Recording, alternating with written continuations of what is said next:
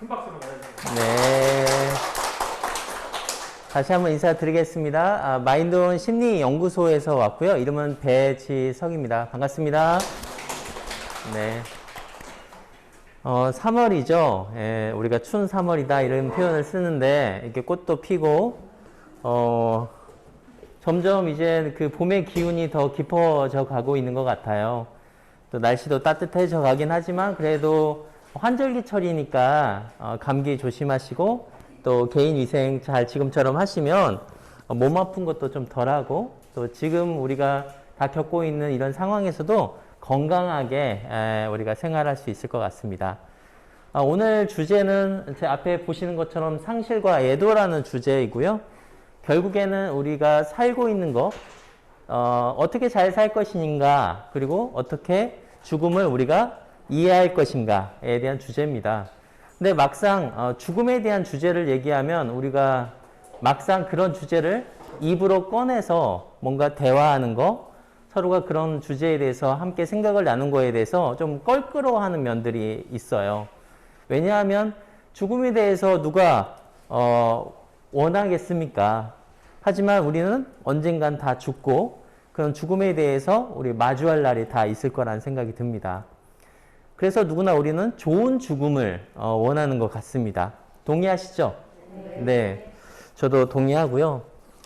시작하기 전에 제 개인적인 얘기를 드리자면 저는 대학에서 심리학 전공을 했습니다. 심리학을 전공을 하고 박사에서도 이제 박사과정에서도 상담 교육과 관련된 일을 했고 공부를 했고 그리고 특히 TV에서 부부가 달라졌어요. 우리 아이가 달라졌어에서 이 심리극이라는 걸 통해서 출연한 바가 있습니다.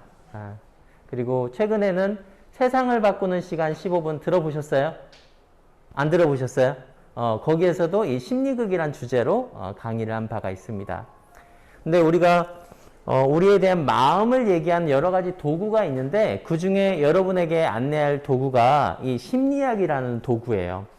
그런데 단순히 우리가 책을 읽으면 머리로 이해하고 말죠. 그러면 시간이 지나면 다 어떻게 됩니까?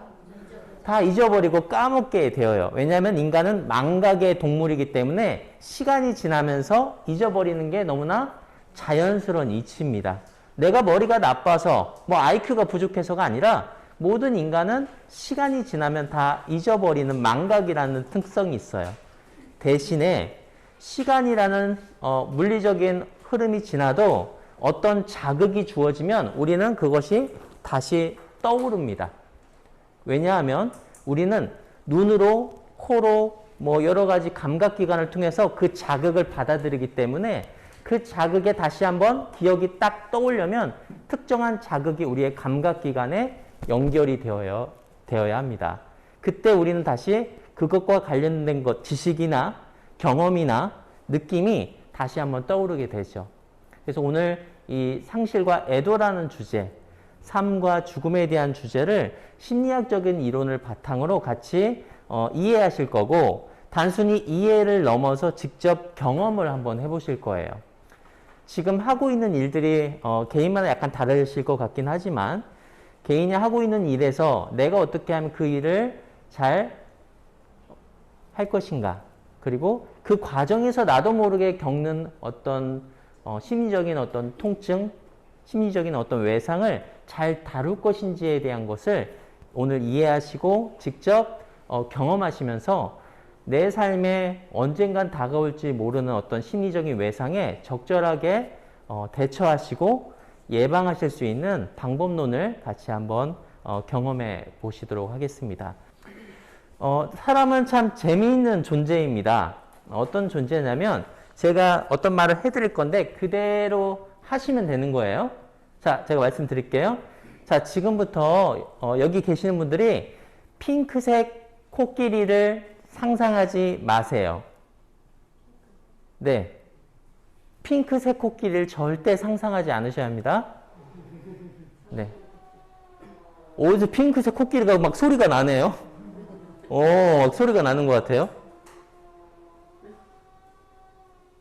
그런데 핑크색 코끼리 상상하지 마십시오 라고 제가 제안 드렸는데 어떻게 됐나요? 짧은 순간에? 상상하게 돼요. 핑크색 코끼리가 상상하게 되어요. 이게 사람이 갖고 있는 아주 독특한 특성이에요. 이걸 이제 뭐라고 얘기하냐면 주의라고 합니다. 주의.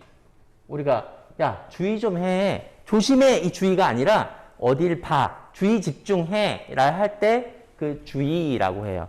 영어로는 attention. 뭐 우리가 차렷 할 때 attention 하잖아요.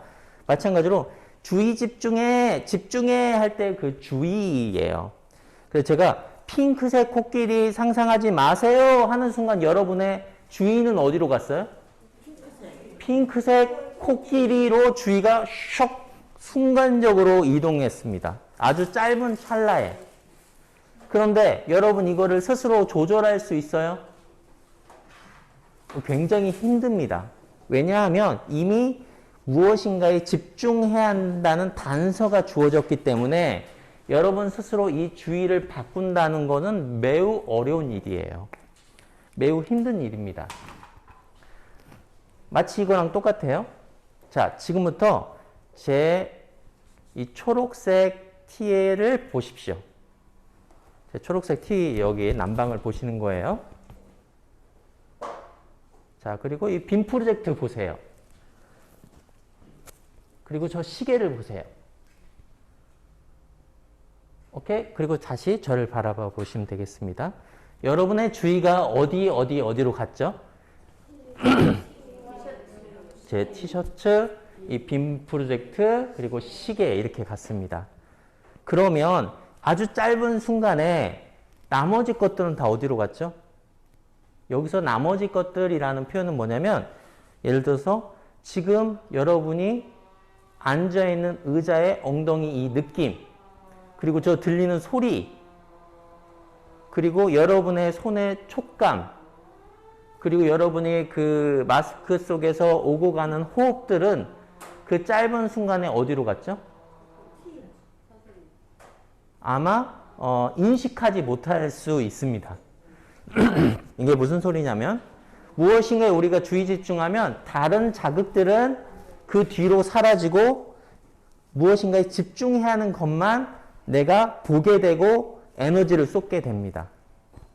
이게 사람의 기본적인 지각의 원리예요. 그래서 우리가 일상생활 하다 보면 여러분이 무엇에 주의를 기울이는지를 잘 인식하는 것이 매우 중요합니다. 특히 상실과 애도 주제, 그리고 스트레스 주제, 일하시다 보면 스트레스 많이 받으시잖아요.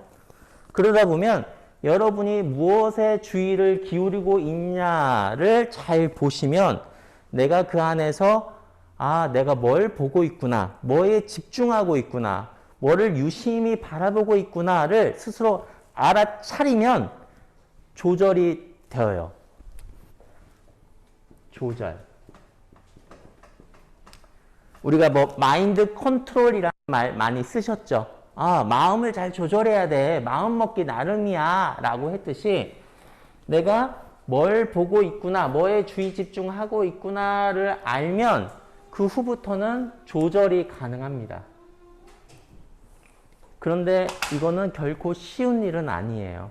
하지만 오늘 이 교육을 통해서 내가 뭘 보고 있구나, 뭘 듣고 있구나, 무엇을 느끼고 있구나, 내가 이럴 때 스트레스 받는구나, 이것 때문에 내가 불안해하는구나를 여러분 스스로 자각하게 되고 알아차리게 되면 여러분의 감정도 스스로 조절할 수 있게 되고 여러분의 마음의 상태, 몸의 상태도 다르게 만들 수 있습니다. 자, 그러면 상실에 대한 주제, 애도에 대한 주제를 조금 더 깊이 있게 바라보도록 할게요. 누구나 상실을 경험하죠. 최근에 여러분이 알고 있는 지인의 상실을 경험한 분 계십니까? 누군가 돌아가셨거나 누군가의 죽음을 마주하셨던 분 계시나요? 가장 최근에. 한번 손 한번 들어볼까요? 저도 이제 손 든 거예요. 네, 한 분, 두 분, 세 분. 네, 오케이, 손 내려주시고. 먼저 저부터 좀 말씀드리자면 저희 그 친할머니이신데 연세는 좀 많이 드셨습니다, 당시에.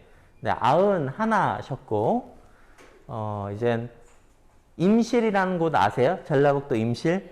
예, 고추로 아주 유명한 곳이죠. 뭐 치즈로도 많이 유명하고. 저는 어렸을 때부터 그렇게 할머니와 이제 많이 시간을 보낸 편이라서 연세가 많이 들었음에도 불구하고 할머니가 동네에 있는 사람들 다 아실 정도로 굉장히 건강하셨어요. 근데 그러던 어느 날 할머니께서 저녁에 집에 있는 마당에 쓰러져 있는 모습을 동네 이장님이 보셨다는 거예요. 그래서 그 새벽에 전주에 있는 전북대 병원 응급실에 가서 할머니가 갑작스럽게 쓰러진 모습을 봤습니다. 그러니까 지금으로 보면은 이제 뇌출혈이죠. 뇌출혈로 쓰러지셨고, 그래서 이제 응급처치를 했기 때문에 생명에서는 문제가 없지만 이제 뭔가를 인지하거나 반응하는 그런 모습은 찾아보기가 좀 어려운 상태였습니다. 그 후로도 요양병원에서 거의 3, 4개월 넘게 계속 계셨어요. 그리고 이제 시간이 지나면서 익숙해지죠. 그 생활에. 자식들도 익숙해지고 가족들도 좀 익숙해질 무렵에 한 6개월 정도 됐을 무렵에 할머니가 돌아가셨어요. 근데 좀 다른 것 같아요. 누군가의 죽음을 목격했을 때 그 몸을 보잖아요. 근데 저는 할머니를 오랜 시간 동안 보아왔기 때문에 할머니의 몸을 보거나 할머니의 상태를 볼 때 두렵지 않았어요. 무섭지 않았어요. 그리고 할머니와 가족들과 이제 마지막 인사를 할 때 할머니 저 잘 살게요. 이별을 하죠. 그리고 그 장례식 하는 동안 충분히 많이 울고 가족들과 할머니와 있었던 이야기들을 하면서 정말 많이 울었던 것 같아요. 그리고 이제 장례식도 하고 그렇게 시간을 지났는데 사라지더라고요. 그쵸? 다시 일상으로 돌아가서 살아가집니다. 오늘 제가 말씀드린 주제의 핵심은 다 얘기한 거예요. 상실이란 것은 누군가를 잃어버리는 걸 얘기를 한 거고 누군가와 분리하는 것을 얘기합니다. 애도는 그 대상과의 관계에서의 감정, 여러 가지 감정이 있지만 그중 하나를 뽑자면 슬픔이란 감정을 충분히 내어놓는 작업이 애도의 작업이에요. 그런데 이제 대상에 따라 그 죽음을 목격했을 때의 충격이 개인마다 다르고 그리고 그 대상이 어떤 죽음을 마주하느냐에 따라 우리는 그것을 수용하기 어려울 정도로 마주하기 어려울 정도로 굉장히 고통스러운 상황에 처했을 수 있습니다. 그래서 우리가 그런 상황을 뭐라고도 표현하냐면 PTSD다 이렇게도 표현해요. 외상후 스트레스 장애 또는 트라우마 이렇게도 표현하거든요. 그런 충격적인 누군가의 죽음을 목격했을 때 내가 그 순간 그 자리에서 봤던 거, 냄새 맡았던 거, 들었던 거, 손의 감각이 그 주위가 그곳에 있어요. 하지만 시간이 끝나도 그와 유사한 환경, 그와 유사한 냄새, 그와 유사한 어떤 감각들이 느껴지면 나는 그 순간 어디로 가요?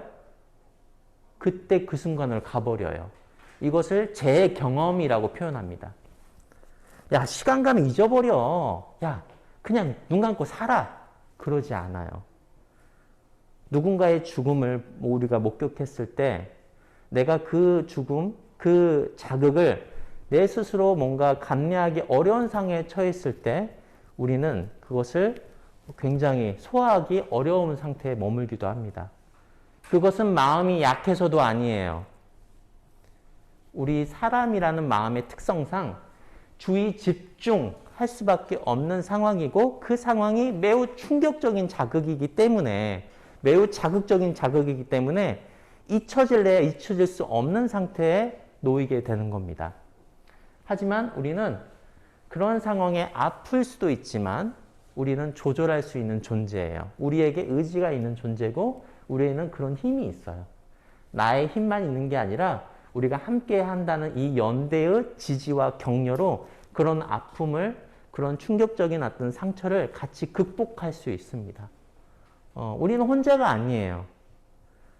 아마 일을 하시면서 힘든 일들 있잖아요. 뭐 아주 작은 일들이지만 스트레스 상황이 아마 있으실 겁니다. 하지만 그 힘든 상황에 대해서 혼자 감내하고 혼자 한다면 얼마나 버거워요. 어려웠던 상황을 같이 이겨내 가실 때 가장 중요한 것은 바로 연대하시고 같이 지지하는 일입니다. 그때 연대하고 지지하기 위해서 같이 모임을 만들기도 하는데요. 그것을 자조 모임이다 라고 얘기합니다. 그래서 우리가 이런 상실의 대상이 나와는 친밀감을 갖지 않는 특정한 어떤 대상으로부터의 죽음을 목격하는 경우, 어떤 자살자의 목격하는 경우에는 내가 그것을 다 소화시키기 어려울 정도로 주의가 그곳에 여전히 있을 수 있어요. 근데 그게 내 잘못이에요? 그게 내 잘못입니까? 그건 내 잘못이 아니에요. 인간이라는 대상의 감각기관이 거기에 주의를 기울이고 있을 뿐이에요. 내 몸이 기억할 뿐이에요. 내가 뭔가 잘못이 있어서, 나에게 문제가 있어서 거기에 주의가 여전히 있고 재경험하는 것은 아닙니다. 이게 사실이에요. 이게 팩트입니다. 자, 그러면 여기까지 여러분이 아셨으니까 그 다음으로는 그러면 과연 상실은 무엇인가? 우리는 그러면 그것에 대해서 어떻게 감정을 처리할 것인가에 대해서 같이 한번 이야기 나눠보도록 하겠습니다. 여기 나와 있는 것처럼 뭐 글씨는 그렇게 크게 보이진 않지만 한번 같이 한번 읽어볼게요. 누구나 애도와 상실을 경험합니다. 사람의 죽음과 관련된 상실 및 애도에 대한 반응과 처리를 중점적으로 오늘 같이 이야기 나눌 것이고, 오늘 이런 정상적인 애도 과정과 복잡한 애도 과정을 설명하면서 사회적 지지의 중요성을 강조할 것입니다. 제가 앞에서 말씀드린 내용을 좀 정리해서 소개하는 겁니다. 그리고 특히 우리가 이 죽음을 마주하고 상실을 마주하고 이 애도하는 과정에 대해서 어떻게 애도를 할 것인가에 대한 구체적인 방법도 같이 한번 이야기 나눠볼게요. 먼저 상실입니다. 상실이 뭔가? 상실은 특히 위기 사건에서 흔하게 일어납니다. 어떤 중요한 타인의 죽음, 또 재산 피해, 생계 상실, 중요한 관계의 종말, 신체적 부상, 뭐 안전이나 사회적 네트워크의 상실 등 모든 상실은 사실 매우 괴롭습니다. 특히 사람과 관련된 상실이 가장 크고 그리고 가장 심각한 상실일 수 있다라고 생각하시면 좋겠고요. 여기 나와 있는 것처럼 어떤 지인의 죽음, 그리고 죽음을 목격한 경우, 또 실패로 끝난 인명구조, 또 이별, 이사 등이 있어요. 그래서 우리가 누군가를 잃는다는 것은 고통스러우며 참을 수 없을 정도일 수 있습니다. 야, 참아봐, 견뎌봐. 인내심이 그렇게 부족해? 그런 문제가 아니라는 거예요. 그래서 그 사람과의 연결이 끊어지게 됩니다. 그래서 다시 우리의 삶에서 나의 자리를 찾는 것이 매우 힘들 수도 있고, 특히 이 죽음과 가까이 대면하면 죽음 자체가 매우 공포스럽게 느껴질 수 있습니다. 그래서 가족인 경우 한 사람의 이 죽음은 단순히 그 사람과의 심리적인 분리뿐만 아니라 가계 수입, 집, 사회적 지위, 부차적인 손실로 이어질 수 있고, 이런 상황을 정리하는데도 시간이 많이 걸릴 수 있습니다. 근데 반면에 죽음이라는 것은 또 다른 면도 있습니다. 여기 나와 있는 것처럼 어떤 상황으로부터의 해방도 있을 수 있어요. 장기 투병인 중인 환자의 경우 긴 시간 동안 사망 준비를 할 수도 있고, 이런 죽음이 애견된 노인의 사망은 때로는 긍정적일 수도 있습니다. 이런 사망은 애견된 사망이므로 애도의 감정을 불러일으키죠. 먼저 사별입니다. 사별은 죽음을 통해서 이별하는 것을 우리가 흔히 사별이다 라고 표현하는데요. 중요한 지인의 상실에 대한 정서적인 반응, 우리가 정서적인 반응은 감정적인 것을 이야기합니다. 일시적인 우울감은 여기서 뭐라고 표현되어 있나요? 정상이다. 이상한 게 아니에요. 우리는 누군가와 분리가 되면, 어떤 대상과 분리가 되면 우울해져요. 우울해지고 외로워지고 슬퍼집니다. 이게 아주 정상적인 반응이에요. 내가 이상해서가 아닙니다. 그리고 식욕 부진, 밥맛이 없을 수 있어요. 밥 먹는 것도 부진하고 불면증, 잠이 잘 오지 않을 수도 있습니다. 하지만 반면에 우울감이 심한 경우에는 반대 현상도 일어나요. 음식을 과도하게 먹거나 또는 잠을 너무 많이 자거나 이런 증상이 있을 수도 있습니다. 그래서 누군가가 갑작스러운 죽음 이후 가족들을 보았을 때 너무 잠을 많이 잔다, 너무 음식을 너무 탐한다 하는 경우에는 좀 우울감이 심한 상태일 수도 있겠다라고 가정해 볼 수도 있겠죠. 그리고 이런 갑작스러운 상실에 대한 보편적인 반응은, 갑작스럽게 예기치 못한 죽음은 일반적으로 충격적인 반응을 일으킵니다. 여기는 쇼크 반응이다 라고 표현되어 있지만, 그래서 때로는 내가 감정이 잘 조절되지 않고 하루 종일 눈물이 난다거나 울분에 찬다거나 이런 감정이 조절되지 않고 폭발될 수 있습니다. 그래서 이런 반응이 상당 기간 지속될 수 있는 상황이라면 때론 누군가에게 도움을 받는 것이 내가 마음이 약해서가 아니라 내가 현재 도움을 받을 상태다라고 여러분이 인지하시는 게 매우 중요하겠고요. 결국에는 누군가의 죽음을 마주하게 되면 그 사람과의 삶과는 별개로 내 삶의 세계가 달라지게 되죠. 방향을 잃게 됩니다. 잠도 오지도 않고 밥맛도 없고 계속 그 생각만 계속 들고, 그때 봤던 거, 그때 냄새 맡았던 거, 그 주변에 있었던 것들이 계속 떠오르게 됩니다. 그래서 내가 더 이상 살면서 중요한 것이 있나? 무엇이 중요한가? 이런 문득 삶에 대한 방향을 잃어버릴 수 있고요. 또 갑작스러운 죽음을 마주하면서 지금까지 내가 중요하게 생각했던 것들이 다 시시하고 뭔가 중요한 것 같지 않은 그런 마음도 드실 거예요. 그리고 때로는 우선순위가 바뀌면서 내가 믿었던 어떤 종교적인 신념, 또 가치들이 뭔가 회의가 들고, 과연 내가 산다는 게 뭐지?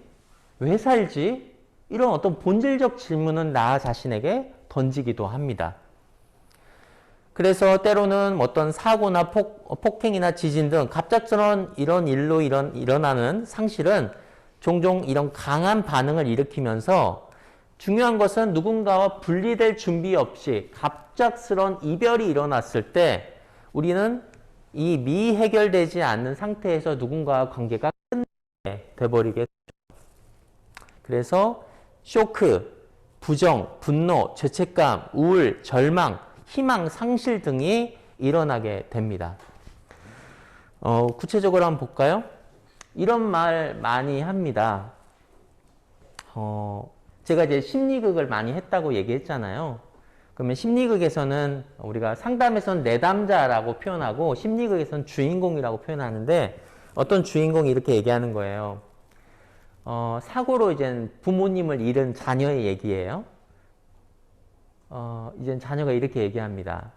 제가 말렸더라면, 그때 그 차 타고 가는 거 제가 말렸더라면, 제가 만일 엄마 아버지가 어디 가기 전에 좀 더 잘해드렸더라면,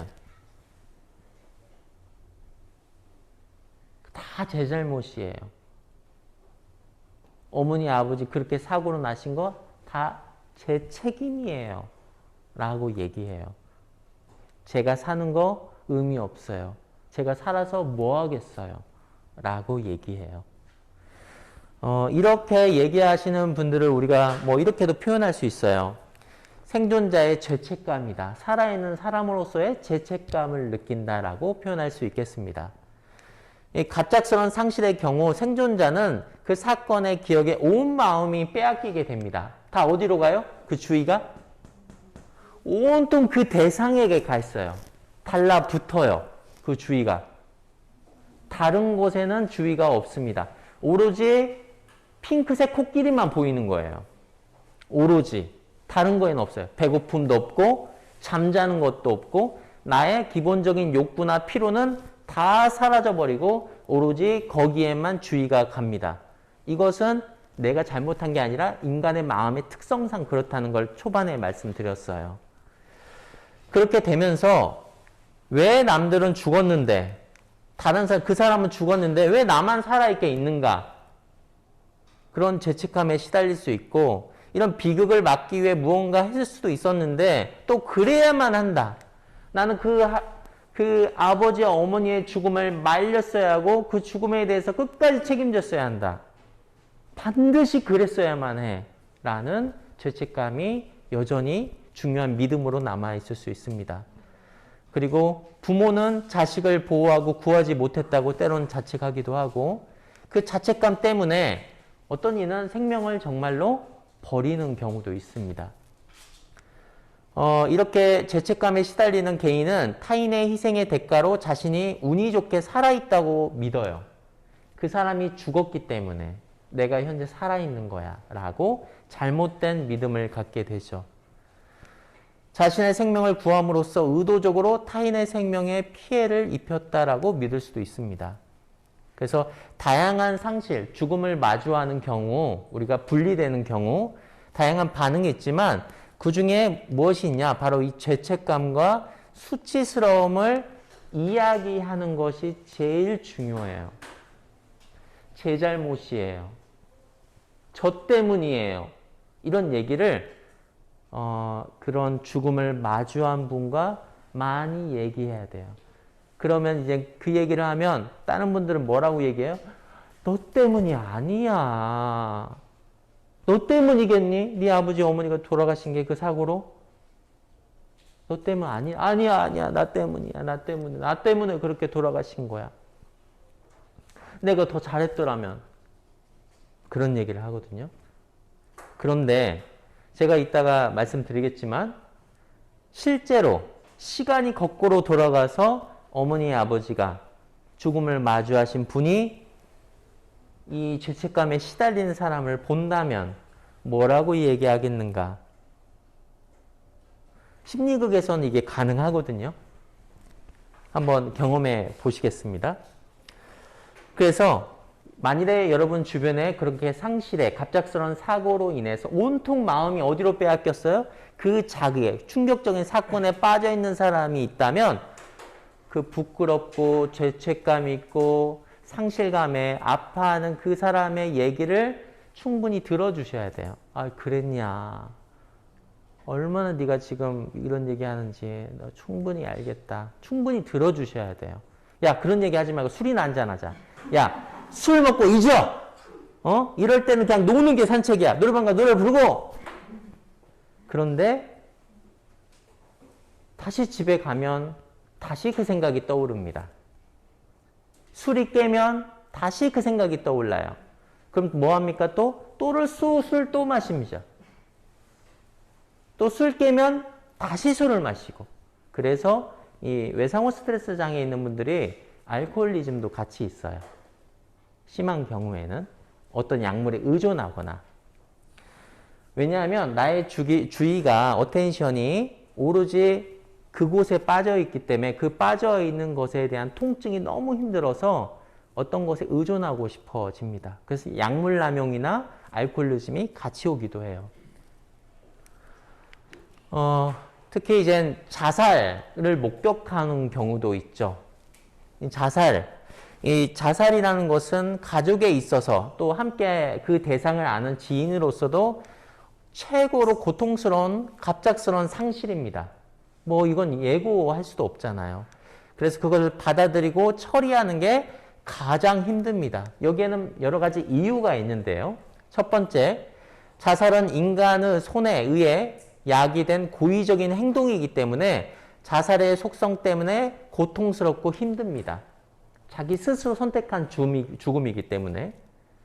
둘째, 자살의 원인이 보통 불분명합니다. 왜 죽었는가? 무엇 때문에 자살하는 것을 선택했는가? 라고 하면 죽은 사람만이 알고 있는 경우가 많죠. 그렇기 때문에 그 결과 슬픔이나 비통과는 별개로 실제 그 유가족이나 평상시 알았던 사람들은 그 자살을 선택한 사람에게 분노를 느끼기도 합니다. 상황의 심각성을 인식하지 못해서 자살을 예방하지 못했다고 여기서 다시 죄책감을 느끼기도 해요. 그래서 가족 스스로 또 그 알았던 지인들은 타인이 가족을 비난하는 경우 자살로 인한 상실은 수치심, 분노, 죄책감을 또 일으킵니다. 그래서 이런 경우 장례의식을 통해 사람들은 애도를 하는데 이런 죽음으로 인해 야기된 혼란스러운 상태에서 죽음을 받아들이고 애도하는 단계로 이제 넘어가게 되죠. 그래서 이 애도에 대한 얘기를 지금부터 해드리도록 하겠습니다. 이 애도의 작업은 매우 중요합니다. 그러니까 단순히 장례식만 치렀다고 해서 애도가 아니에요. 그리고 때로는 장례식장에서 이런 모습도 많이 보게 되거든요. 야, 울지 마. 영 안 떠난다. 울지 마. 슬퍼하지 마. 눈물 흘리지 마. 이런 얘기도 많이 간혹 해요. 그런데 그 슬픔을 막지 마세요. 슬픔을 충분히 표현할 수 있는 기회를 주시는 게 필요합니다. 그런데 애도 작업을 하고 장례식을 치른 지 2, 3년이 지났음에도 불구하고 계속 그 상태에 있다. 그건 도움을 받아야 할 상태예요. 애도입니다. 우리가 상실을 경험했다는 것은 중요한 대상으로부터의 분리예요. 떨어져 나오고 내 스스로 되는 겁니다. 그런데 우리가 지금 죽음에 대한 어떤 단어로 이 애도를 바라보고 있는데 조금 더 일상적인 표현으로 한번 해볼게요. 여러분 물건 중에 제일 중요한 물건이 뭐예요? 지금 이거 없으면 정말 당황합니다. 장난 아니죠? 잠깐만. 나 미쳤나봐. 택시에다 놓고 내렸네? 어떡하지? 미쳤나봐, 진짜. 내가 왜 이렇게 두고 왔지? 정신이 그 순간 어떻게 돼요? 온통 어디에 빠져요? 다른 거 생각이 안 나요. 우리가 이 상실이라는 것은 사람에게만 있는 건 아닙니다. 대상, 어떤 사물일 수도 있어요. 마찬가지로 이 애도라는 것은 사실 어떤 사람과의 관계로만 단편적으로 볼 수도 있지만 때로는 이 세상 모든 대상과 연결되어 있습니다. 혹시 자녀가 계시는 분 한번 손 한번 들어볼까요? 자녀. 네, 손 내려주시고 10달 동안 이렇게 있다가 분리가 되죠. 그러니까 저는 이제 딸이 둘이고 아들이 하나거든요. 아내를 많이 힘들게 했죠. 그렇죠? 딸은 이제 7살짜리 하나, 이제 4살짜리 하나, 그리고 엄마 뱃속에 하나 이렇게 있는데 저는 이제 분만실에 같이 들어갔어요. 근데 10달 동안 보잖아요. 그러면 이제 뭐 다 그런 건 아니지만 이게 만삭이 되면 살이 어떻게 돼요? 막 다 트잖아요. 막 늘어지니까. 그러면 어떻게 해줘야 돼요? 이 오일로 이게 마사지 해야 좀 트는 것도 좀 예방할 수 있잖아요. 근데 이제 엄마는 10달 동안 이렇게 있다가 잠자는 것도 이렇게 해도 불편하고 저렇게 해도 불편하고 이렇게 잠도 못 오고 허리도 아프고 밥 먹어도 더부룩하고 온통 그 불편함을 견디고 이제 출산을 하잖아요. 태반이 딱 나왔을 때 그때 느낌, 아이가 딱 나왔을 때까지 느낌과 그 마지막 태반까지 다 나왔을 때 느낌을 물어보면 아내에게 물어보면 이런 느낌이 든대요. 그냥 단편적인 표현은 뭔가 허전한 느낌, 뭔가 텅 비어버린 느낌이 든대요. 뭐 가벼운 느낌, 후련한 느낌도 있지만 뭔가 텅 비어있는 느낌이 든다고 해도 하죠. 그리고 마지막에 또 뭐합니까? 탯줄을 이렇게 딱 자르잖아요. 정말 그 탯줄을 자르는 순간 저는 어떤 생각이 들었냐면 엄마와 아이의 그 연결고리잖아요. 그걸 탁 자르는 순간 이 아이는 온전히 어떤 존재가 되는 겁니까? 그렇죠. 다른 생명체. 딱 분리된 존재가 되는 거예요. 이것도 상실이에요. 아이의 입장에서는. 내가 10달 동안 편안하게 엄마 뱃속에 있었던 그 안전한 세상과는 탁 분리되는 순간입니다. 우리 인간이란 존재는 그렇게 첫 상실을 경험해요. 그래서 항상 우리는 혼자 있다는 것은 외롭고 고독한 일이에요. 그리고 이따가 이제는 아이가 초등학교에 들어갈 무렵 혼자 친구들과 함께 시간을 보내잖아요. 그러면 아이 입장에서는 누구를 등 뒤로 하고 가요? 엄마 아빠를 등 뒤로 하고 자신만의 세상으로 돌아갑니다. 자녀 혹시 결혼시키신 분 있나요? 자녀 결혼시켰다. 공감하시죠? 분리된 느낌. 계속 분리가 이루어집니다. 그 시기적으로 생애 주기별로 인간은 계속 분리가 이루어져요. 어머니 아버지 지금 보내신 분 계신가요? 보내셨다. 오케이. 이것도 분리잖아. 이별이잖아요. 우리는 계속 이별합니다. 우리가 흔히 만남에는 이별이 함께 있다. 이런 표현을 정말 일상적으로 많이 쓰잖아요. 오늘 제가 말씀드리는 심리학적인 용어들, 보편적인 얘기가 약간 다르게 표현됐지만 결국에는 우리는 계속 이별을 합니다. 하지만 그런 이별 과정에서 충격적인 사건이나 충격적인 자극이 내가 그런 일생에 겪는 그런 보편적인 이별과는 때로는 특수성이 있다는 것을 인식해 주시면 좋을 것 같아요. 이런 상실에 대한 반응으로 이 애도는 슬플 수 있는 기회입니다. 우리가 상실로부터 이 아픔을 없애기 위한 자연스럽고 고통스러운 과정입니다. 애도 과정을 겪어야 돼요. 막상 자녀가 독립해서 결혼한다고 하시는 분들은 그 전날 술을 많이 드시는 분이 있더라고요. 보내는 게 뭔가 내 안에서 어떤 감정들이 일어나는데 뭔가 그 감정들이 잘 처리가 되지 않으니까 막 술을 많이 드시거나 또는 음식을 막 과도하게 드시거나 그런 일들이 일어나죠. 그래서 우리가 누군가 이별할 때 충분히 그런 감정을 나눌 수 있는 기회를 가져야 합니다.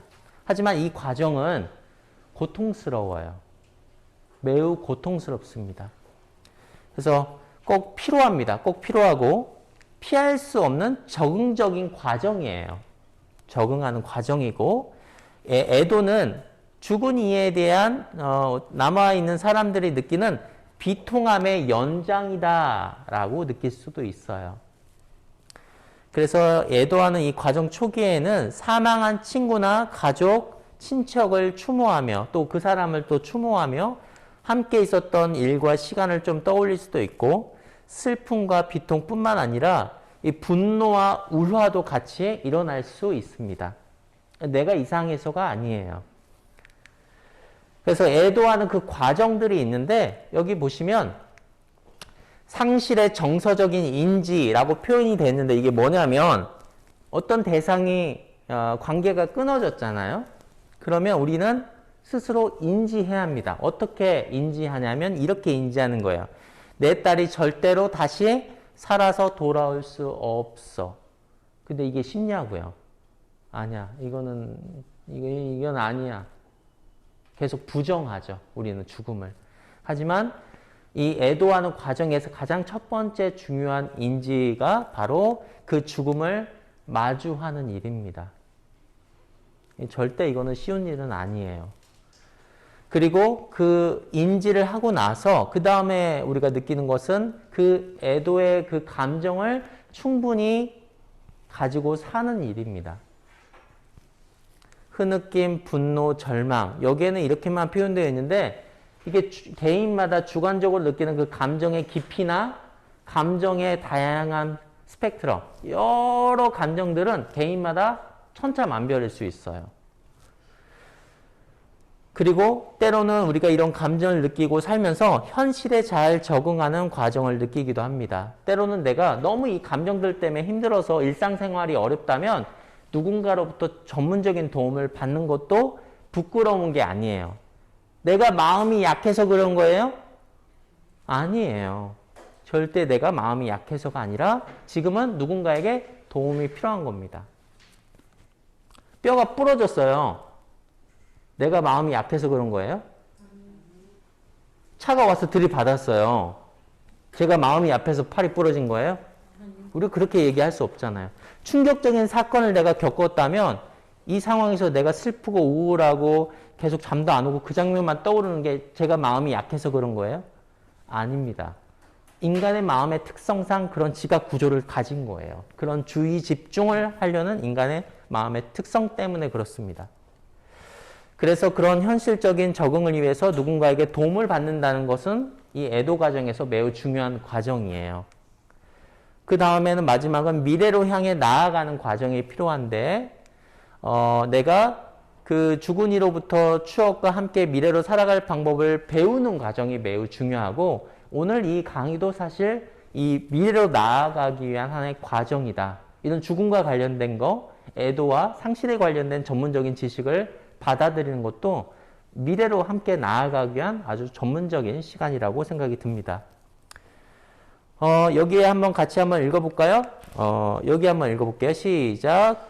그러나 지속되어서는 안 된다. 상실을 경험한 사람들이 고인을 잊으려 노력하고 계속 인생을 살아가며 다른 사람들을 위해 마음을 내어줄 여지를 갖는 것은 중요하다.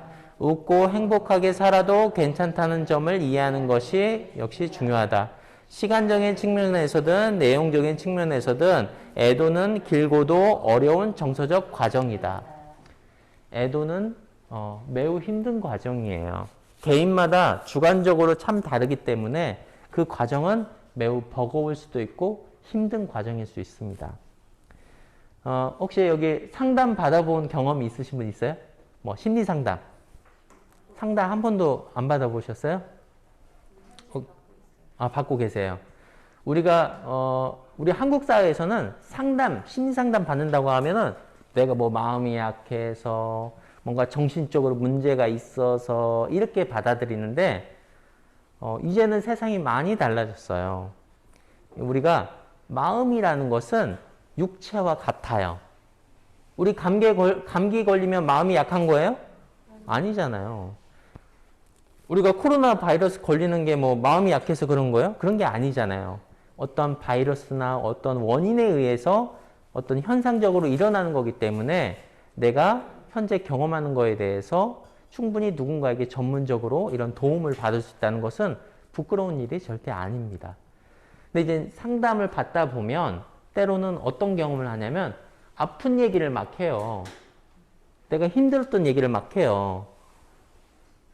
그러면 오히려 내가 정말 그 힘든 거 다 0이 되게끔, 숫자 0이 되게끔 하려고 상담 갔는데 계속 아픈 얘기를 계속 하니까 너무 막 울고 너무 힘들다고 해요. 그래서 상담을 탁 그만둬요. 그런데 상실, 누군가의 죽음을 마주한 충격적인 사건을 경험한 사람은 아까 얘기한 것처럼 PTSD, 외상후 스트레스 장애 또는 트라우마를 경험했다고 했잖아요. 가장 좋은 치료법 중에 하나가 노출 치료예요. 그 충격적인 사건에 대해서 내가 반복적으로 뭔가 얘기하고 충격적인 사건에 대해서 내가 다르게 인식하는 과정을 노출 치료다라고 얘기해요. 그리고 구체적인 심리치료 방법 중에 하나가 인지행동치료라는 방법도 있어요. 저 사람의 죽음은 나 때문이야. 나의 믿음과 생각을 바꾸는 치료법이 인지행동치료법인데 그런 전문적인 상담 방식을 통해서 내가 목격했던 죽음을 다르게 인식할 수 있고 일상에 건강하게 우리가 회복할 수 있습니다. 자, 이렇게 이제 쭉 애도에 대한 얘기를 했고요. 이제 그러면 우리가 구체적으로 그런 애도 과정에 대해서 어떻게 해야 할 것인가에 대한 방법론을 한번 이야기 나눠보도록 할게요.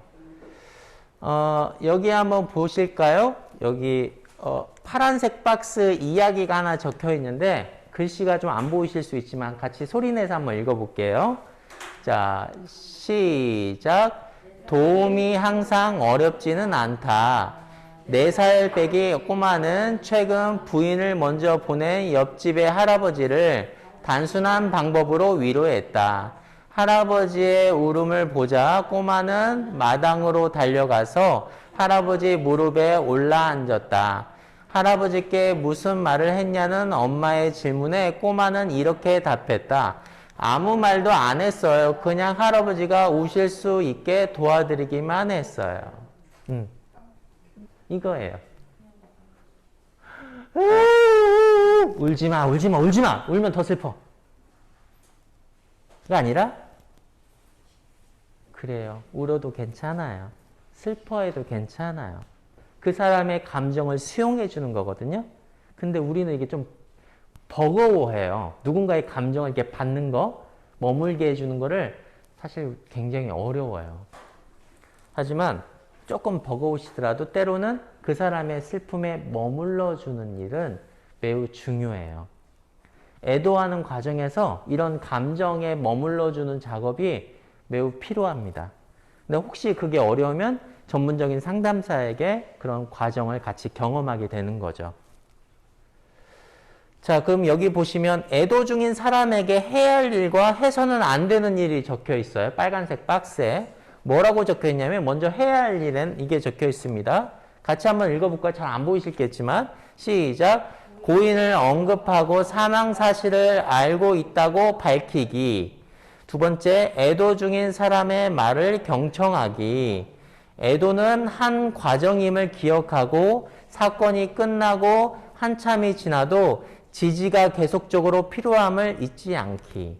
그러니까 아까 초반에 말씀드렸던 것처럼 지지, 격려, 이게 매우 중요해요. 야, 일주일 지났어. 일주일 지나 좀 잊어버려라, 좀. 이 일 계속 할 수 있겠어? 이래 마음 약해서 안 돼. 에이, 그냥 사람이 마음 약해가지고. 그래갖고 무슨 큰 일을 하겠다는 거야? 이런 말 해서는 안 된다는 거죠. 그렇죠? 그래, 오늘도 힘들 수 있겠다. 그래, 밥은 먹었어? 잠은 좀 어때? 이 잠자고 밥 먹는 거에 대해서 이렇게 물어보는 건요, 매우 중요한 단서를 물어보는 거예요. 꼭 물어보세요. 애도 중인 경우에 꼭 물어보세요. 그리고 해서는 안 되는 일도 한번 같이 한번 볼까요? 시간이 약이다. 모두 다 지나가리라 등 상투적인 표현을 사용하기. 다른 사람과 애도 방식을 비교하기. 큰 삶의 변화를 격려하기. 조언하거나 설교하기.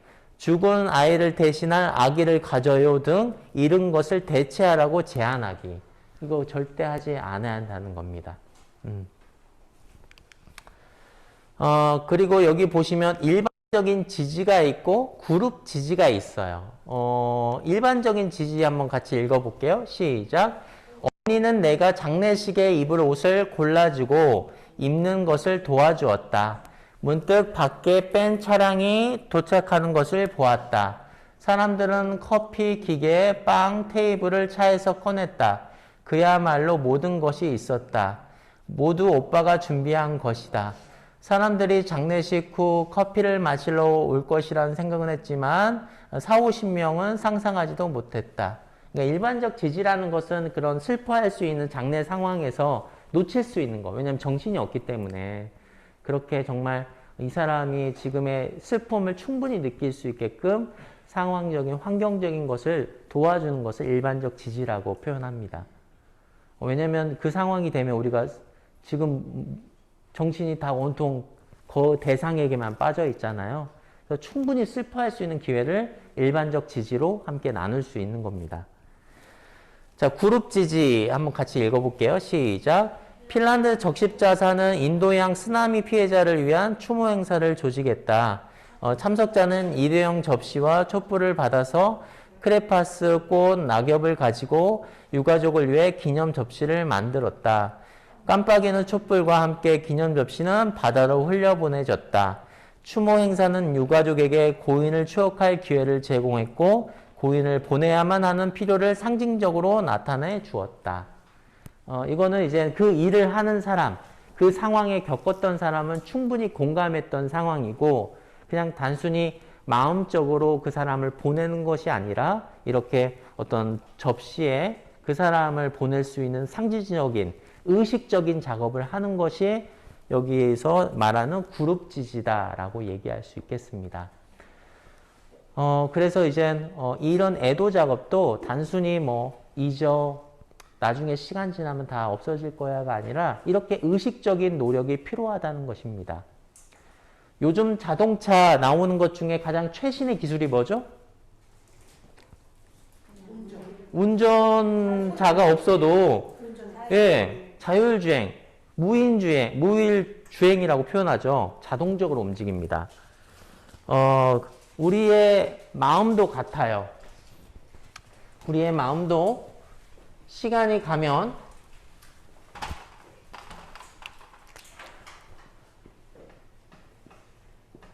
자극이 있고 반응이 있는데 내가 겪었던 그 자극에 나도 모르게 반응합니다.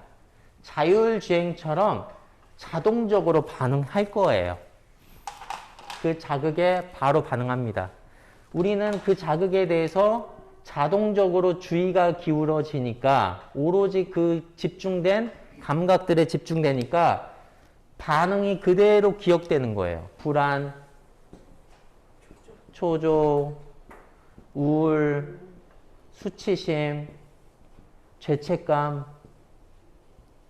그리고 온몸이 계속 긴장됩니다. 긴장되고 잠이 안 오고 불명이 일어나고. 그래서 이 자극에 바로 나도 모르게 반응하니까 이건 뭐 조절하고 말고가 없는 거예요. 그래서 이 자동적으로 일어나는 것을 의식적으로 바꾸는 것들이 반드시 필요하다는 거예요. 의식적으로.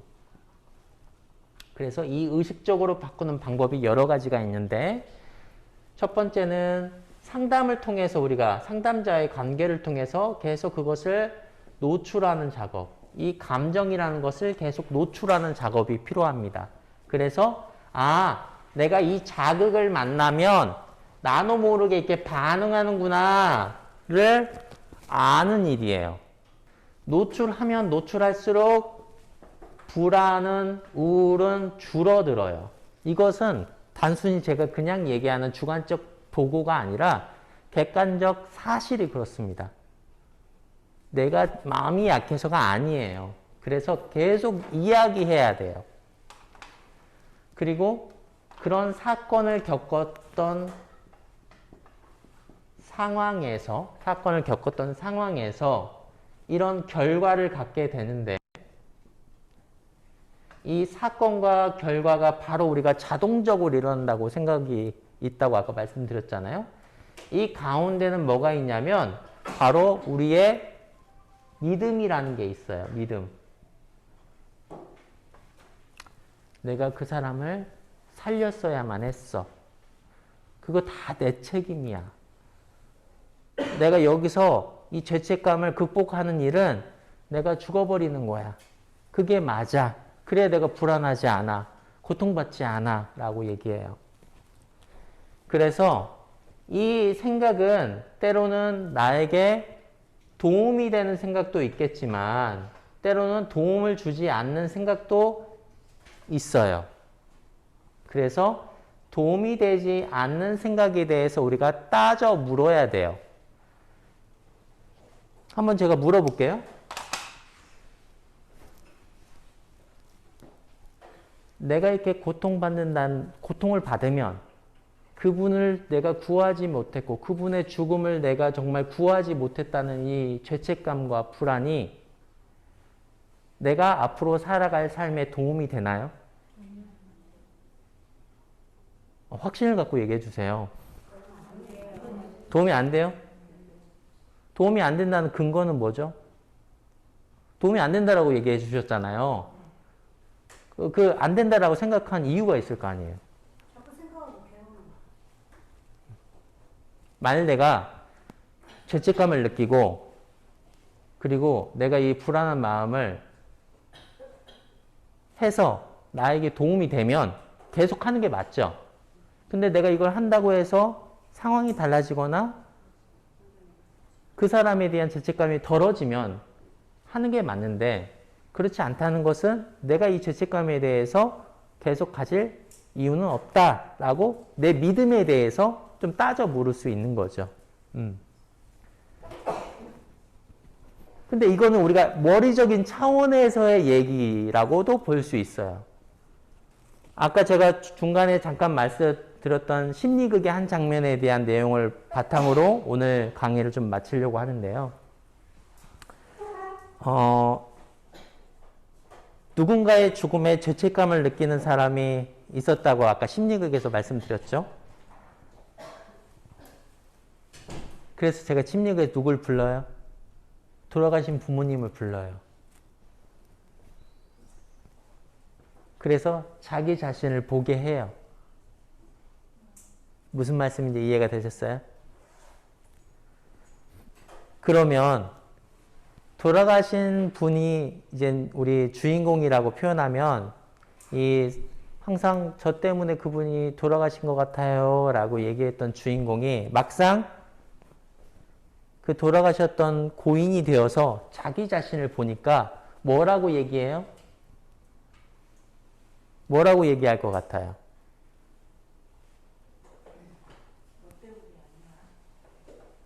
맞아요. 너 때문에 죽은 거 아니야. 그 얘기가 나오는 거예요. 근데 그 말이 누구 입에서 나왔어요? 내 입에서 나왔어요. 그리고 실제로 심리극을 하다 보면, 이 극으로 하다 보면, 우리가 머릿속으로는 이게 나 때문이 아니야, 나 때문이 아니라고 하지만 그 고인이 된 사람으로 입으로부터 내가 그 얘기를 듣게 되면 그게 내 경험으로 와닿게 되어요.